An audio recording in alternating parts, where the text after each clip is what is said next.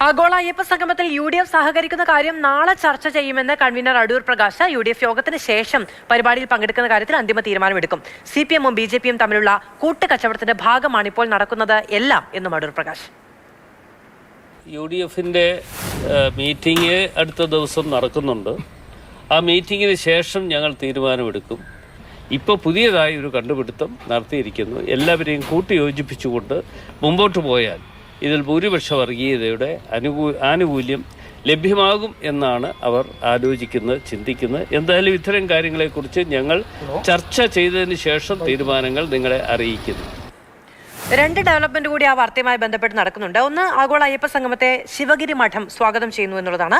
സർക്കാർ പരിപാടി നടത്തുന്നത് ആത്മീയപരമായ ഉയർച്ചയ്ക്കാണ്. ആ ലക്ഷ്യം മുന്നിൽ കണ്ട് സർക്കാർ നടത്തുന്ന എല്ലാ പ്രവർത്തനങ്ങളും ശ്ലാഘനീയമാണ് എന്നുള്ളതാണ് ശിവഗിരി മഠത്തിന്റെ നിലപാട്. രാഷ്ട്രീയ ലക്ഷ്യം വെച്ചാണ് പരിപാടിയെങ്കിൽ അതിൽ വിയോജിപ്പ് രേഖപ്പെടുത്തുമെന്ന് കൂടി പറയുന്നു.